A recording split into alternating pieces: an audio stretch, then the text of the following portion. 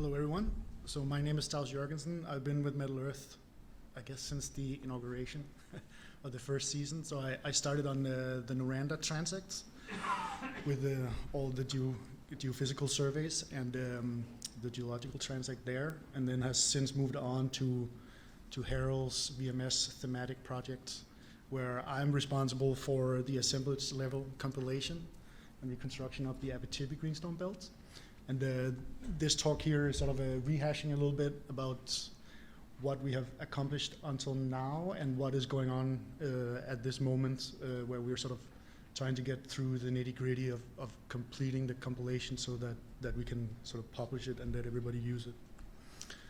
So, of course, thank you to all our government and academic partners, especially the GSC has been very helpful with sort of one of the tools that we've been using for the compilation. So we've been very grateful for that. Now, you have seen a couple of VMS thematic talks already today. So we have been sort of scattered a little bit all over the place. I'm sort of called the 1A project.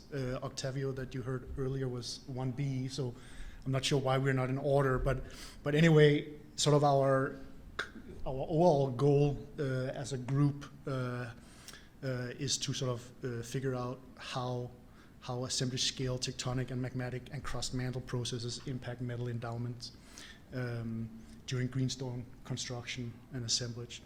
And for me personally, it has been revolving around isolating these differences between richly endowed and poorly endowed assemblages. And this is sort of the same slide that Octavio had put up earlier, where you can see the differential endowment between the different assemblages, volcanic assemblages in the Abitibi, with a couple of very prolific assemblages and some less so.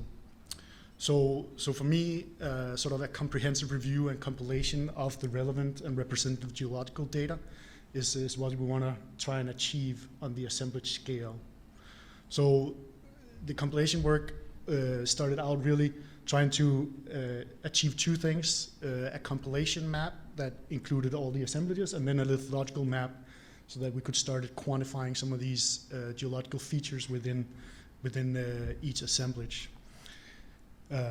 This is sort of the GSC tool that we've been using. I'm not going to go into too much detail about that because I have talked about that previously, but it's been helpful to store some of the metadata and make sure to capture sort of the references that we've been using. So that has been a great help. So again, to start out, two compilations map needed, an assemblage and a lithological. And the assemblage map is sort of what you see here taking form, with a lot of line work that like really took and still takes a lot of work trying to respect all the work that has been done by both the Quebec survey and the Ontario survey, and all the mapping that those surveys have done. The assemblages is also sort of put together and leaning a lot on previous work, both the Thurston et al. 2008 paper and the more recent Dubé and Mercier-Langevin assemblage map, which of course again then leans on a lot of the work that John Aaron and the colleagues have done. So so that has involved essentially using those two maps at the bottom, all the lithological work that the surveys have done, and then try to really constrain the assemblages with the lithological maps that has been available and compiled over the years. So that sort of resulted in this. You've seen this used already a little bit earlier, both by Octavio and I think Chris also had a slide with that on his gravity maps.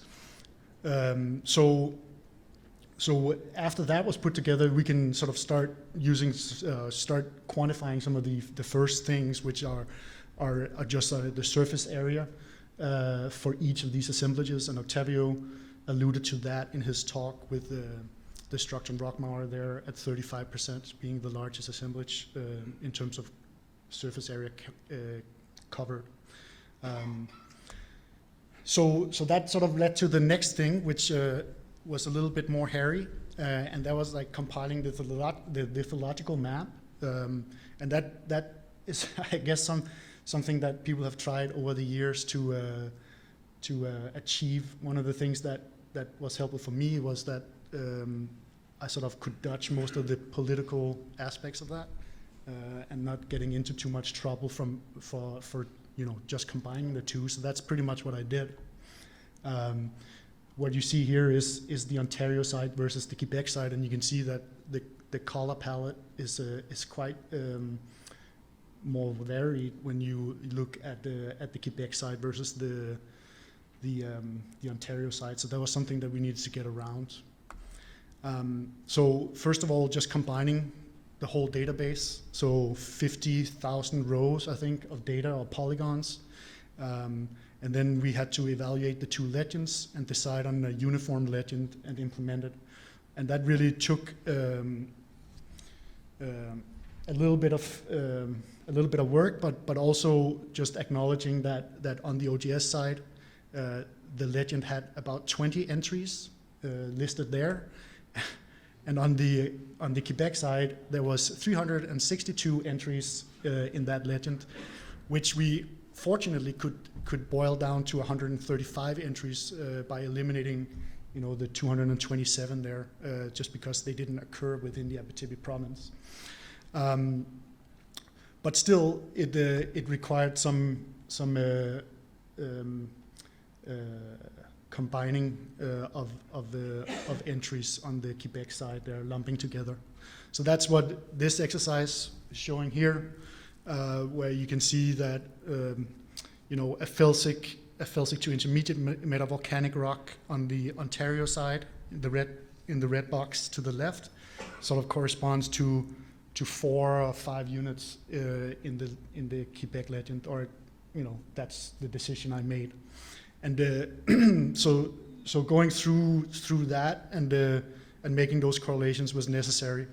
Then the other thing we had to do was look at the entries on the Quebec side, because a lot of times there would be more than one entry for a polygon, but it turned out that it seemed reasonable to assume that the order of those legend entries were reflecting the proportion of each of the legend entries in each polygon. So if V1 was first in line, then that meant that was probably the predominant rock type within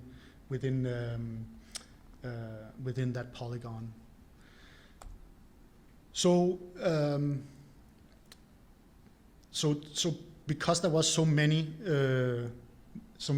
entries that needed to be sort of translated into the OGS legend, I sort of created a little logical function in Excel so that we could sort of drag and drop this and quickly do this for thousands or tens of thousands of entries.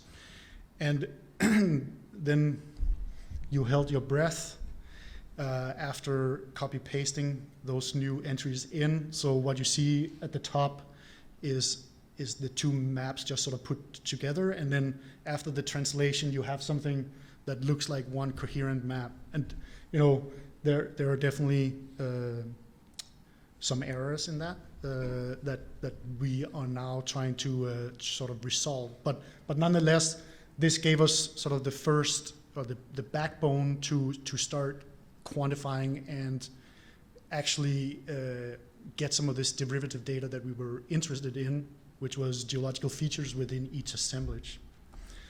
So one of the first things that we tried was just to quantifying sort of the lithologies. So here you have like these pie diagrams. The one in the middle is the surface area proportional for each assemblage, and then you can see each assemblage is then reflected in like a smaller pie diagram where the legend is up in the right corner, hand corner, with komatiites or ultramafic volcanic rocks as purple, felsic volcanic rocks as yellow, intermediate as light green, and the mafic volcanic rocks as the darker green. And then also some other lithologies that I hadn't translated properly, so that there was still this aspect of other rocks that just sort of told us that we were not done with this. But nonetheless, we had now quantified these geological features, so we were able to do a first high-level comparison. One way to do that was just to compare to Thurston's or Phil's description of each of the assemblages. And I'm not going to go through this in detail. It's a slide you guys have seen before, and but nonetheless, there's some fairly good correlation between what we get and how Phil described each of these assemblages in his 2008 paper. So that was one thing, and the other thing we did was to try compare to Michel and Michael's work in the western part, on the Ontario side of the Abitibi, where they had done something similar for komatiites, and there we also have sort of somewhat relative good correlation, although there is significantly less, for example, komatiites in destruction rock mawer when you look at the entire Abitibi, just because of how much destruction rock mawer there is as a whole, and not much komatiite when you get into the Quebec side in that unit. So that sort of showed us that we were on track. This is like a sort of a blueprint or a way to show that we can at least start extracting this kind of data. So what has gone on since this first iteration, or sort of proof of concept, has been to really get into the nitty-gritty. So last time I mentioned that there was a lot of improvement that we could still do in terms of the line work, where we had to look at all the geochron that have been produced and some of the new mapping that Middle Earth has produced and all these other things, and maybe also consider any modifications to the conversion that we did from the Quebec side to the Ontario side. Right here is highlighted one example.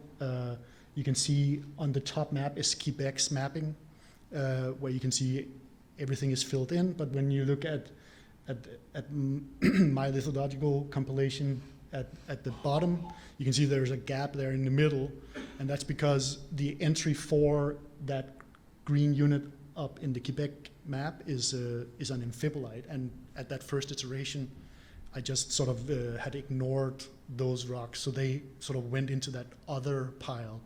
So that's one of the things that we have that we also required to take care of. So I'm going to go into this nitty-gritty work that we're doing right now, or trying to finish up, which has been pretty time-consuming. So this here might sort of be a less difficult thing to do, because this is just sort of fiddling around with this translation function. So here I can just go in, and now that it's created, I can sort of change my translation and tell the formula to translate amphibolites also to mafic volcanics, for example, and then run it again, and then whoopty, the blank is now mafic volcanic rocks. The other thing that you'll note there is that all the intermediate stuff has just disappeared and are now mafic. So that's one of the things that we're looking at now, to see if it makes more sense for us to ignore the intermediate rocks, simply because the correlation from one side to another and the sort of controls of those intermediate rocks doesn't seem to be sort of the same across the two maps. So right now we're working with a version where intermediate and mafic rocks are sort of lumped together. The other thing that we've delved into is the geochronology. So I'm just going to show a couple of examples. It's pretty it's pretty boring in a way, but because it is like it's small details. But I think if we want to put this out there for you guys to use, I think we need to capture those things. So this is just around the Timmins area, And you can see in the circles there are some ages there from the Middle Earth database. So I'm sort of trying to get through all those and make sure that the line work respects not only the lithological polygons that you could see on the left side here with felsic volcanics in yellow and mafic volcanics in green, but also respects the geochronology and where those data points are located in space. So on the right-hand side here, you have Phil's map up top, and then my compilation map down below. And you can see there is some discrepancies down around the lower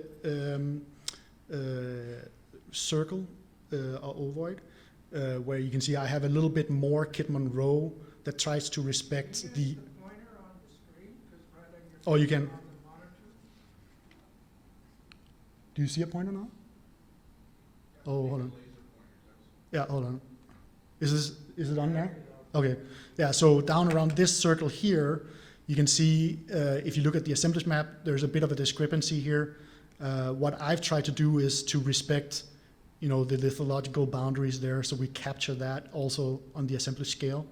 That was probably not, required for what Phil was conveying there. So I'm not saying that these were mistakes or anything like that. It's just like what we are trying to achieve is different. So we really need this precision. And if we look at this one up here, you can see there's a couple of ages there, but it looks like one is falling within the sedimentary unit here that is gray. The other thing I should mention here is I've done a query on the geochronology right now, like for what you see plotted on the map, like all the ages here. So the one in solids are interpreted as volcanic crystallization ages. So there's no detrital ages or anything else that it's only the zircon UPB stuff that we're looking at. The cursive are intrusive, and the solid font is volcanic. So anyway, so we'll go into this one first, and you can just see when we zoom in, like one of these ages actually falls within the sedimentary basin.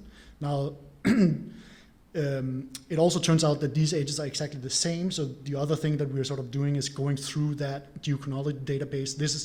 This was actually also an iteration of Dave Moll's supplementary data set that has already been published that I put in here. So it shows that even that data set has a few errors. This one is an example, because it turns out that these are actually these two samples are identical. It's the same sample number, same everything. So these are some of the things. It just turns out that this one falls within the volcanic unit and seems to be the correct one. But we need to sort of sift through all that. The other example that was down in this corner here, you can also see if we go even closer, one of these actually falls within this mafic unit, which seems to be on the wrong side of the assemblage boundary. So something have to give, and these are the things that they might seem very trivial, but it's one of the things that we really want to get right before we get this out to everyone. So that's just to show that these things sort of inform us on either moving assemblage boundaries, maybe moving some of the lithological boundaries wherever we sort of feel whatever we feel the strongest about, or what seems most reasonable. And overall, when we look at all the geochronology, this was a slide that Harold showed last time as well, is that we might also make modifications that will make some of these assemblage maps look a little bit different than what you're used to. So this is the compilation of the Noranda area by McNichol, where you can see the Upper Blake River line here that Harold put in, which is a million year younger than what Phil used in his 2008 paper. So when we start incorporating that, when we start incorporating that as well in our assemblage map, then we start looking at something like that, where this is up in the top left corner here, is what you're used to see when you look at the Noranda area assemblage map. Whereas when we now look at the geochronology that's available, some of the new geochronology that's coming out very recent from some of Harold's stuff and Marina stuff, you know, the assemblage map will be modified a bit as well. But going forward, the other thing that is kind of interesting, so that's just a couple of things that I wanted to mention that we're starting to look at as well, is that now that we have these two compilations, we can start looking at some of all these other exciting data sets that people have collected. This is one of Dave Moll's figures from his 2021 paper, where we're looking at the epsilon hafnium contour map. So this is an inverse weighted distance contour map, where you can see the blues here are indicative of older crust at low epsilon hafnium values, and then goes up to warmer colors down here. So one of the things that we now can do is that we can add another layer with the lithological or assemblage scale constraints that we now have available. So first, this is importing just the data points from Dave's data set, and I've colored them. This is Dave's scale for his contour map. This is my points, and it's all the data points are the ones with the white outlines here. So they just pop out a little more. And you know, you can see this here seems reasonable. There's a bunch of cold or cooler colors here, so that seems to suggest that there is some older crust kicking around here. Up here as well, there's a little bit of the cooler colors here, but you can also see that there is a bit of a mix even in these you know, warmer areas where it's not all high values here, but there is a bunch of other stuff going on. And you know, when you look at Dave's map here, there also seems like there's some trends here that are more north-south oriented.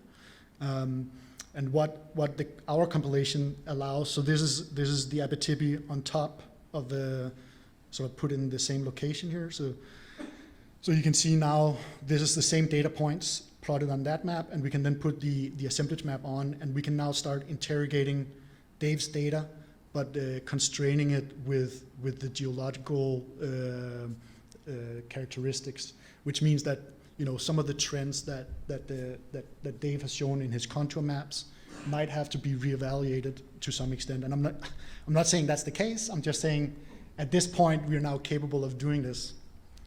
And as well with the, you know, the MT data, it was exciting to see Chris's stuff on the gravity. There's going to be other geophysical data sets that will be interesting to use with what we are now capable of. So here is MT slice from Eric's southern Abitibi map, so the whole thing. And we can put the deposits on there, but we can also start, you know, extracting. I'll just keep it with the deposits now. So this is a 5 kilometer slice here. So, I mean, I'll point out that, like, at 5 kilometers now, everybody who's looked at the MT sections knows that we have these pipe-like features. So about 5 kilometers, that's where these features seem to be, in many cases, pretty strong, and where they are sort of well defined. So you can see some of these pipes. Probably one here. I know there's one here underneath on Noranda. This is the Noranda area, and if you move on here, this is at 25 kilometers. So again, you start seeing these features, maybe some of them aligning with the deposits. But what I really wanted to get to is that we can now start playing around with all these geological features. So here I've just extracted all the felsic volcanic rocks, which is shown in sort of the black outline. And these are, this is again the 5 kilometer depth slice.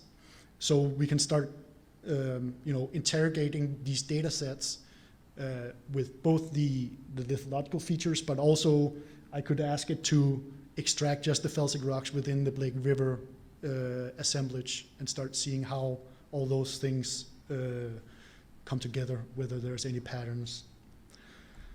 And this is the same slide, just at 25 kilometers. So in summary, we have developed this framework that will allow us to sort of quantifying at least some of these geological features, and some of the preliminary results seems to suggest that it works with the intention that we had. I'm not sure at this point whether we're going to get all the metrics out of it that one would hope initially, but all the other, like the stuff that Octavio is doing is something that we can again combine with these compilations, and then this data will then be used to answer some of these assemblage questions. What are the differences between these assemblages, and how does it relate to VMS endowments? So yeah, I think I'll leave you guys with that. Am I on time, Ross? Yeah, time for questions. Okay.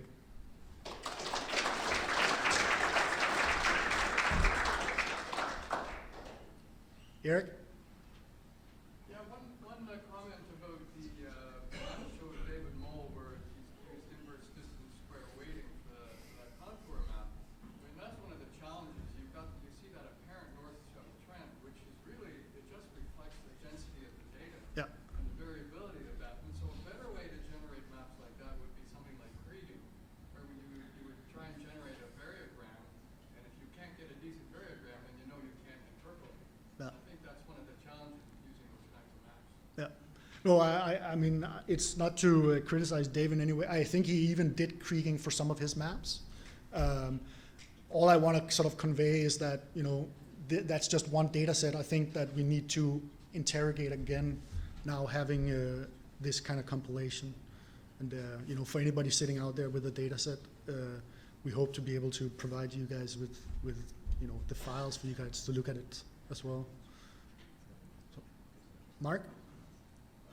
Really great stuff. Have you sort of triaged the other sub-provinces to see whether you could do this level of work anywhere else?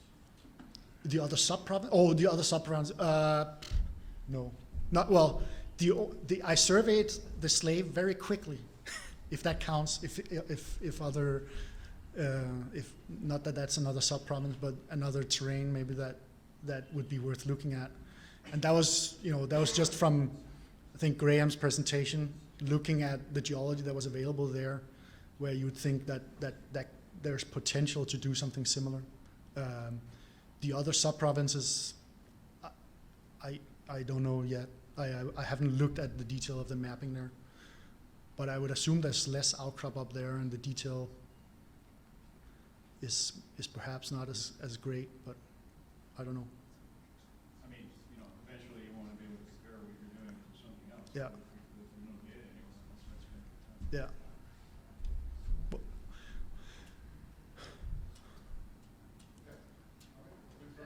Oh, yeah, Phil? Yeah, I think one of the things that benefits this compilation of yours is the density of geochrons, the density of geochemistry. If you attempt to apply these methods virtually anywhere else in the Superior Province, you don't have the Yeah. data. Yeah. So it's fraught with peril. Yeah. Even though you have, on average, better exposure than what you have in the Abitibi.